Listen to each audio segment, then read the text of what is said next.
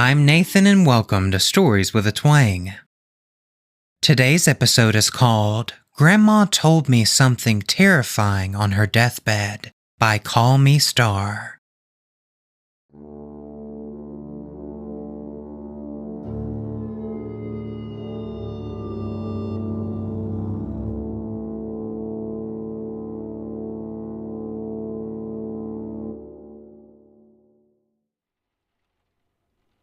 Hate to say it, but deep down I thought my grandma would never die, the old bat.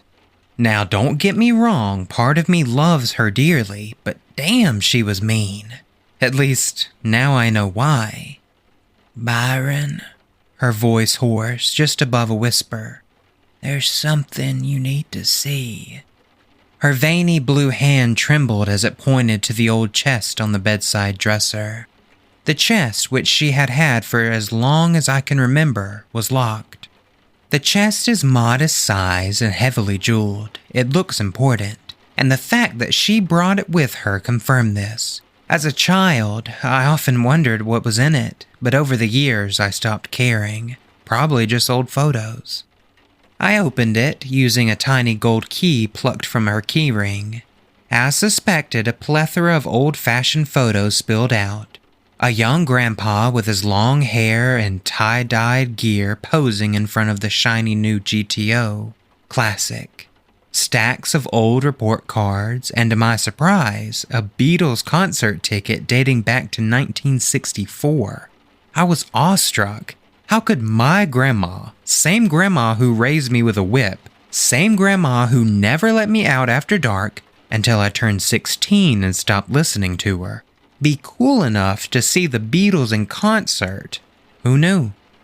She was getting frustrated watching me rummage through the relics. It was obvious she had little to no interest in these items, and that I'd better stop mucking about.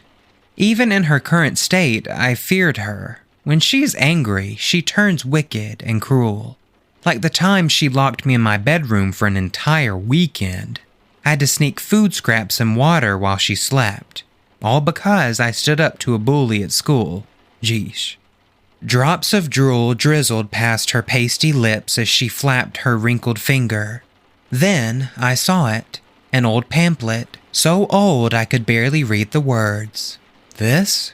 Her head started bobbing, her lips moving wordlessly.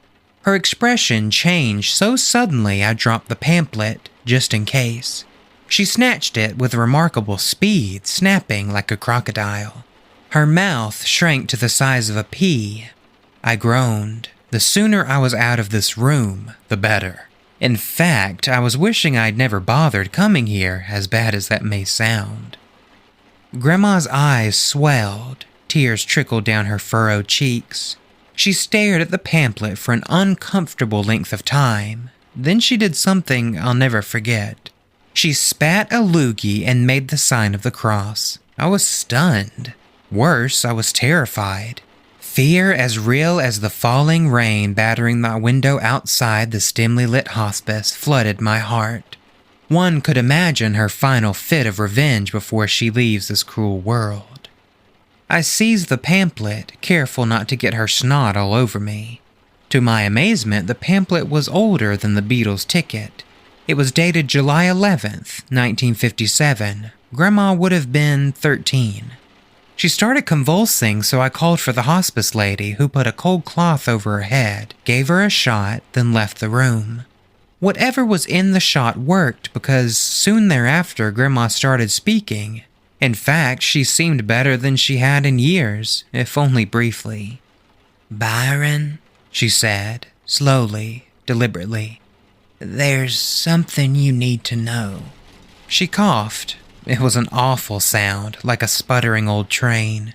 She was pointing to the pamphlet which read, Clarington's Summer Camp for Girls. Something happened, she said slowly, a very long time ago. And for the following half hour I sat next to her, cooling her forehead with a damp cloth, listening to my cruel and dying grandma's bedside confessional. It's not what I'd expected, not even close, but it explained a lot. Here's what she told me. Life was simpler back then, but certainly not easy. Papa died in the war, so Ma took care of us. Me being the youngest of 7 siblings, we grew up poor. So poor we only got one gift for Christmas. One, which we shared. Of course, Sean and Judy, the oldest, always got first dibs. When I turned 13, Mom made me get a job, so I worked as a camp counselor. I'd been going to that camp since I was 6 or 7, and I liked it. Most of it, that is. The camp was run by a wicked nun named Sister Christina, who would put the fear of God in you, let me tell you. And she did, on many occasions. You'd never believe the things she did. The camp had a strict schedule. First thing in the morning, we'd all jump into the lake, rain or shine. We'd share a bar of soap, if they had any, then clean up before Mass. Problem was, I never could swim too good, but I learned to fake it. I had to, or else. You see, back in those days, you never, ever disrespected your elders, especially the clergy. If they said swim, damn it, you swam. Anyway, I'll get to the point. I can tell you're getting restless. You've always been restless, Byron, especially as a boy. Grandma pauses for a sip of water. You ever seen someone die? This time it was me who coughed. Well, I did. It was the summer of '57, my first week of being camp counselor. Dorothy was her name. I'll never forget her, even if I tried. She was a wee little thing, no older than 11. I knew Dorothy couldn't swim, so when it came time to jump in the lake, she'd stand at the end of the dock wailing. Being in charge meant I had to force her in the lake. There was no other choice. Rules were rules, they'd say. Remember, our parents and grandparents were war heroes, tough as nails. Failure was frowned upon, let me tell you. If we misbehaved, we'd get the strap, our mouths washed out with soap, or sometimes a good old-fashioned beating. You youngins could use a bit of this tough love, if you ask me. You're too soft, selfish. But what do I know? I'm just a dying old coot. Anyways, being afraid of the water myself, I could sympathize with Dorothy. But sympathy was a weakness. If Dorothy didn't get her skinny butt into the lake before Sister Christina came out, there would be hell to pay. Take it from someone who knows. Once back when I was her age, maybe younger, I refused to jump in the lake. As punishment, I was boated into the middle of the lake and tossed in. "You'll sink or swim," the nun said. I watched, terrified, as the boat floated away. Cruel as it was, it worked. After the longest minute of my life, screaming for help that never came, I swam. Dorothy, the poor child, was fragile and weak. I had to do something, and quick. So while the other girls were laughing and splashing about, I kicked her into the lake. She flew head first. Right about that time, the nun came marching toward the dock, carrying her dreaded pointing stick and scolding us for making too much noise. It was almost time for church, she reminded us, so hurry it up. Sister Christina pulled me aside, said something about the itinerary for the day. Then she disappeared inside the chapel. When I turned my attention back to the lake, relieved I wasn't reprimanded, I noticed one kid was missing, Dorothy. By now, most of the girls were drying themselves off, giggling about whatever girls giggled about back then, probably boys. "Where's Dorothy?" I asked. They shrugged. I did a head count just in case, 12, not 13. This was my first week on the job, like I needed this. I ran down to the edge of the dock, calling her name, scanning the white-capped waters. "There," someone shouted, pointing. I followed her hand until I saw the girl, bobbing up and down. "Do something," another girl shouted. I was in charge, and by the looks of the others, no one was going to help. No one dared call the nun, so it was up to me to save the girl. Now, I know what you're thinking. You can't be a camp counselor unless you can swim, right? Correct. But like I said, I learned to fake it. Had to. There were no other options. Before I could chicken out, I jumped into the lake, holding a life preserver. Being tall for my age, I managed to walk most of the way, the water inches below by my chest. How cold the water was, I remember. Cold and dark. I hated the feeling of my feet touching the lake's floor. I could imagine all the gross stuff grabbing me, the fish nibbling, the rocks scraping my toes, the seaweed. But I kept going. By now, Dorothy disappeared. I plunged my head underwater looking for her. The lake was murky and green. I couldn't see her. By now, the water reached my chin, even on my tippy toes. Not knowing it, I was crying. I hated my mother for making me do this stupid job.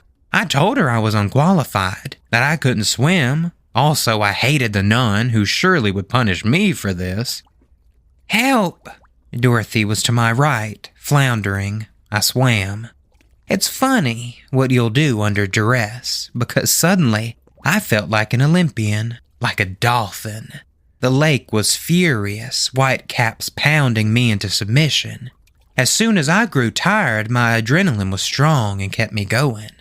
As I swam, something latched onto me, something strong, and I let go of the life preserver and watched it float away. Whatever latched onto me wasn't letting go. Panicking, I kicked and clawed, unsure what was happening, until suddenly I bumped into her. The girl's eyes were frozen with fear. When I reached out my hand, she grabbed it and started pulling me under. We struggled. Somehow I managed to free myself and resurface. When I tried calling for help, I started choking. I was losing strength. Something stabbed my foot. A stick, perhaps, but not likely. We weren't alone. There was someone, or something, in the lake. We'd all heard the stories. Living this far north, where you're more likely to be mauled by bears than thieves, there were plenty of tall tales. This lake, for instance, was dubbed Monster Lake, and for good reason. Every year you'd hear stories of kids disappearing in the lake, their bodies never found. We used our imaginations. A large shadow, the size of an otter, maybe bigger, was circling us. Scared out of my wits, I grabbed the girl and started pulling her toward the shore. For a moment, I thought she'd be saved. I really did. Then she got snagged. Dorothy wouldn't budge. The water turned crimson. Thinking it was my blood, I checked my body, searching for wounds. But it wasn't my blood. It was Dorothy's. Her tiny head bobbed one last time. Her green eyes found mine. In them, I saw pure, unadulterated hatred. The monster, if that's what it was, started clawing her to bits, thrashing her like a soggy rag doll. The amount of blood spewing from the girl was sickening. She didn't scream, I remember. She must have gone into shock. I grabbed her arm trying to free her when, snap, her arm ripped off. The sheer force of it sent me sailing. Underwater, I saw the beastly thing. Its eyes were beady, red bulbs. It had horns on its head, like the devil, and razor-sharp claws. Moments before she vanished, she spoke in my mind, or maybe it was the monster pretending to be her. I don't know. But the words still haunt me to this day. "You're next, Mary." Somehow, by sheer will, I doggy-paddled back to shore and was greeted by the nun, lips pursed into a scowl. She forced me out of the lake, tugging my ears. I was blubbering like an idiot, pointing to the middle of the lake. If someone had helped me, I pleaded, the girl would still be alive. This all happened so fast, maybe 5 minutes, 10 tops, then it was over. That's how long it takes to die. Grandma started tearing up. I don't recall what came next. I must have passed out. Because when I came to, I was in the office being reamed out by the nun.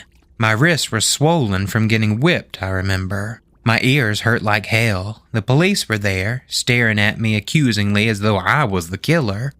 No one had cell phones back then, but there were plenty of witnesses.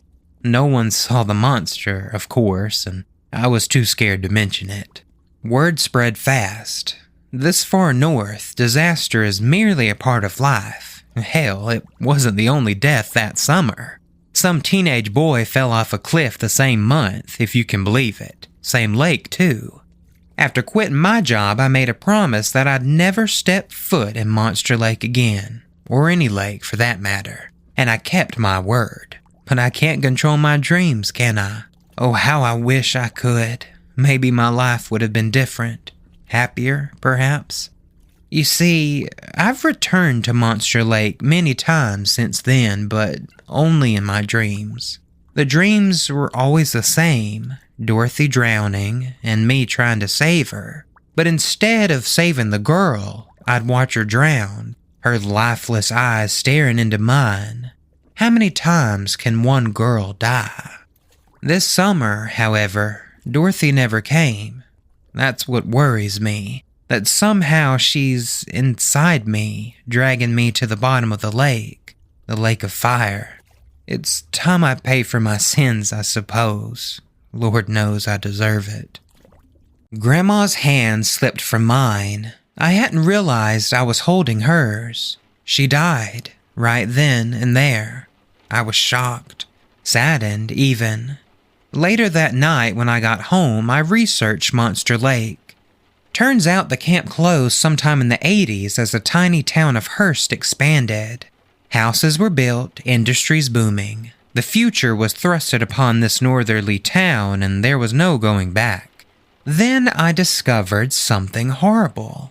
Nearing retirement with my kids away at college, I recently purchased a lakeside cottage. A lifelong dream. Turns out, it's the same spot as Clarington's summer camp for girls. No wonder Grandma freaked out when I told her. Monster Lake is in my backyard. A million questions sprung to mind, mostly, is it safe? Surely monsters aren't real, even this far north. Monster Lake was an urban legend. That's it. Period. Then the unthinkable happened. I've started dreaming of Dorothy. I see her most nights when she comes to my bedroom window. Tap, tap, tapping. She leads me toward the cold, dark lake. I watch her helplessly as she falls in, head first. She begs for help. I jump into the lake. I try saving her. I really do, but something stops me. The monster. The lake turns blood red. I watch her drown. Before waking up, she screams her final warning. You're next, Byron.